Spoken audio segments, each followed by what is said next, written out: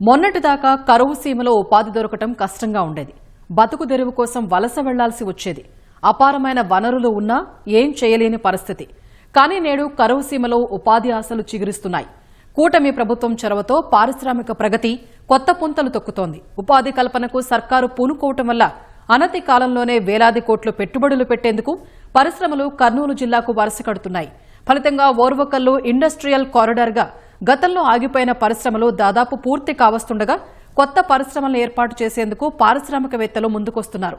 ఫలితంగా ఓర్వకల్లు పారిశ్రామిక కారిడార్ రూపురేఖలు మరికొద్ది రోజుల్లోనే మారనున్నాయి. తద్వారా స్థానిక యువతకు ఉపాధి లభించనుంది.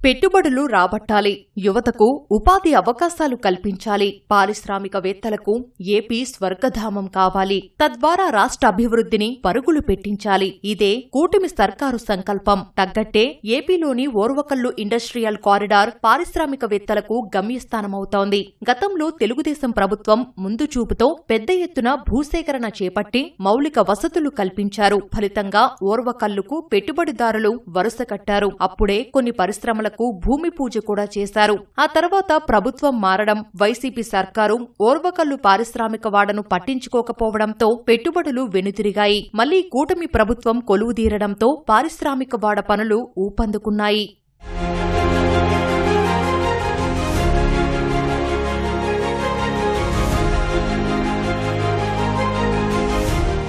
కర్నూలు జిల్లాలో అపారమైన వనరులు ఉన్నా ఉద్యోగ, ఉపాధి అవకాశాలు లేక ఇతర రాష్ట్రాలకు వలస వెళ్లాల్సిన పరిస్థితి. ఈ నేపథ్యంలో జిల్లాలో పారిశ్రామిక అభివృద్ధే లక్ష్యంగా గతంలో తెలుగుదేశం ప్రభుత్వం ఓర్వకల్లు మెగా ఇండస్ట్రియల్ హబ్ ప్రాజెక్టును తెరపైకి తెచ్చింది. కర్నూలుకు 20 కిలోమీటర్ల దూరంలో హైదరాబాద్, బెంగళూరు జాతీయ రహదారికి ఆనుకుని ఓర్వకల్లు వద్ద పారిశ్రామిక కారిడార్ అభివృద్ధి చెయ్యాలని నిర్ణయించింది. ఓర్వకల్లు మండలంలో 22,000 ఎకరాల భూమి గుర్తించింది. ఏపీ ఇండస్ట్రియల్ ఇన్ఫ్రాస్ట్రక్చర్ కార్పొరేషన్ ఏపీఐఐసికి 13,830 ఎకరాలు కేటాయించింది. గుట్టపాడు వద్ద ప్రతిపాదించిన ఉత్తర, దక్షిణ క్లస్టర్లలో 2,471 ఎకరాల్లో ప్రతిపాదించిన క్లస్టర్ను ఏపీఐఐసి ద్వారా అభివృద్ధి చెయ్యాలని నిర్ణయించింది. ఇందుకు 2,870 కోట్ల రూపాయలు ఖర్చవుతుందని ప్రాథమికంగా అంచనా వేసింది. ఇందులోనే సుమారు 17,054 ఎకరాలు పారిశ్రామిక అవసరాలకు కేటాయించనుంది.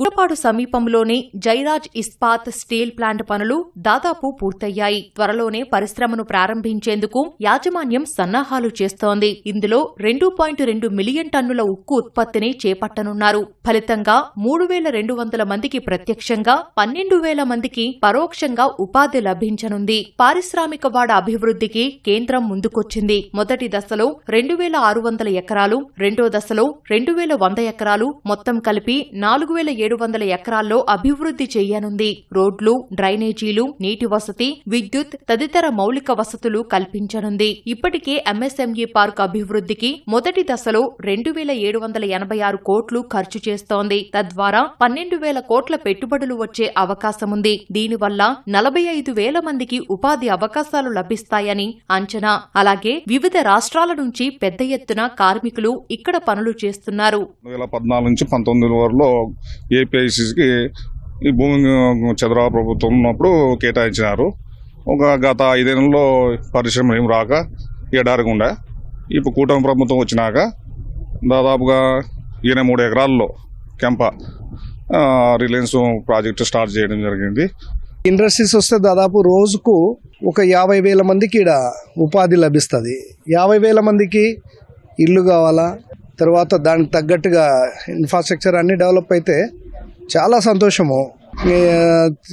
ప్రతి ఒక్క చదువుకునే పిల్లలు కానీ, తర్వాత చదువురానోళ్ళు కూడా వాళ్ళు చేసే పనులు కూడా చాలా ఉంటాయి. అందరికీ ఉపాధి కల్పన జరిగినప్పుడు ఖచ్చితంగా చాలా సంతోషమే కదా ఇది. మాకు ఇంతకుముందు పనులు లేక ఇబ్బంది పడుతుండ్రి. ఇప్పుడు మాకు పనులకు వచ్చే వాళ్ళు లేక ఇంకా బయట నుంచి కూడా వస్తున్నారు. గ్రామాలలో పని లేకుండా ఎవరికి లేదు.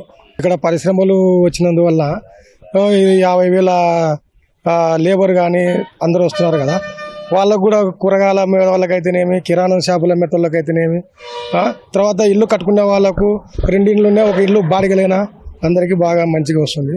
పరిశ్రమల వల్ల చాలా ఉపయోగకరంగా ఉంది.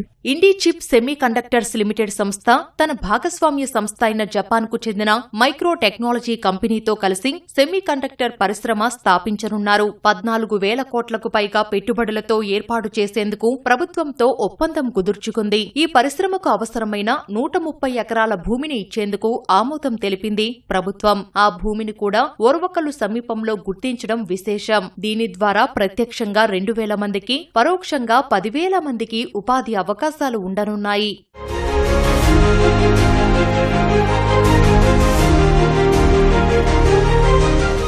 ఓర్వకల్లు ఇండస్ట్రియల్ కారిడార్లో సుమారు 300 ఎకరాల విస్తీర్ణంలో దేశంలోనే మొట్టమొదటి డ్రోన్ సిటీని ప్రభుత్వం అభివృద్ధి చేస్తోంది. ఈ ప్రాజెక్టు ద్వారా రాబోయే 10 ఏళ్లలో సుమారు 40,000 మందికి ఉపాధి కల్పించాలన్నదే ప్రభుత్వం లక్ష్యం. ఇక్కడ డ్రోన్ల తయారీ, పరిశోధన, టెస్టింగ్ అండ్ మెయింటెనెన్స్ కోసం అత్యాధునిక మౌలిక సదుపాయాలు అందుబాటులోకి రానున్నాయి. సుమారు 25,000 మందికి డ్రోన్ పైలట్ శిక్షణ ఇచ్చేలా అంతర్జాతీయ స్థాయి కేంద్రం ఏర్పాటు చేయనున్నారు. గరుడ ఏరోస్పేస్ వంటి ప్రముఖ సంస్థల భాగస్వామ్యంతో ఓర్వకల్లును దేశంలోనే డ్రోన్ టెక్నాలజీకి ప్రధాన చిరునామాగా మార్చడానికి సర్కారు కృషి చేస్తోంది.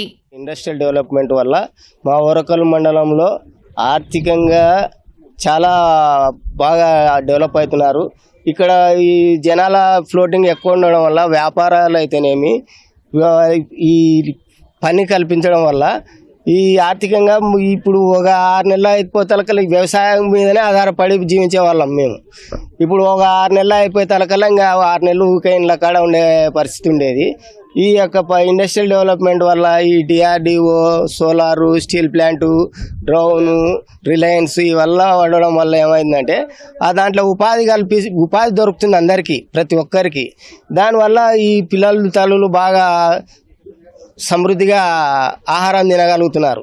కాబట్టి ఇండస్ట్రియల్ డెవలప్మెంట్ వల్ల మా ఓర్వకల్లు మండలం ప్రజలు, మా గ్రామం ప్రజలు చాలా ఆనందంగా ఉన్నారు. అలాగే ఓర్వకల్లు మండలం గుమ్మితం తండా, నంద్యాల జిల్లా పాణ్యం మండలం పిన్నాపురం గ్రామాల మధ్య గ్రీన్కో ఎనర్జీస్ ప్రైవేట్ లిమిటెడ్ ప్రారంభానికి సిద్ధమైంది. 4,766.28 ఎకరాల్లో 5,230 మెగావాట్ల పవర్ ఉత్పత్తి సామర్థ్యంతో integrated renewable energy storage project IRASP నిర్మాణం పూర్తయింది. ఇది దేశంలోనే తొలి ప్రాజెక్ట్. 1,680 మెగావాట్లు స్టోరేజ్ హైడ్రో పవర్ ప్రాజెక్ట్, 3,000 మెగావాట్ల సోలార్, 550 మెగావాట్ల విండ్ పవర్ ఉత్పత్తి చేస్తారు. ఒకే చోట 3 రకాల విద్యుత్ ఉత్పత్తి చేసి నిల్వ చేసే ప్రపంచంలోనే అతిపెద్ద ప్రాజెక్టు కావటం విశేషం.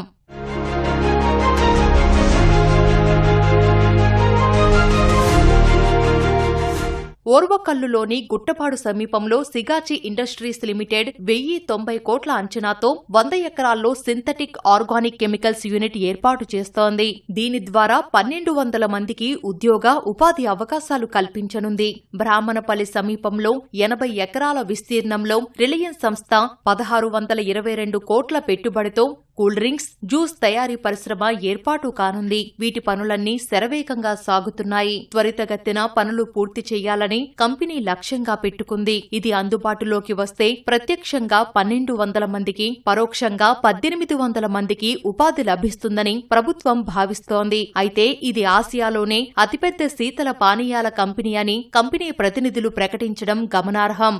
ఇప్పుడు పెట్టుబడులు దాదాపు రిలయన్స్ అనుకోండి, అగస్త్య అనుకోండి, దాదాపు 10,000 కోట్లది వర్క్స్ స్టార్ట్ అయినాయి. ఇవి కాక మనము సెమీ కండక్టర్ కి సంబంధించింది 24,000 కోట్లు మన దగ్గర క్లియర్ కావడం జరిగింది. ఇది స్టార్ట్ కావాలంటే SEM 2 policy which is going to be given by central government. ఆ పాలసీ రీసెంట్ గా బడ్జెట్ లో అనౌన్స్మెంట్ అయింది. సో అక్కడ క్లియర్ అయిన వెంటనే ఇవి కూడా వస్తాయి. నేను కర్నూలు ఓర్వకల్ కంబైన్డ్ డిస్ట్రిక్ట్ లో కర్నూలు ఓర్వకల్ కి అట్లీస్ట్ 50,000 50,000 కోట్లు తేవాలనే ప్రయత్నం ఉంది, సాధిస్తామనేది అయితే నాకు నమ్మకం ఉంది. జస్ట్ ఇమాజిన్ ఎయిర్పోర్ట్ అక్కడే, ఇండస్ట్రియల్ కారిడార్ అక్కడే.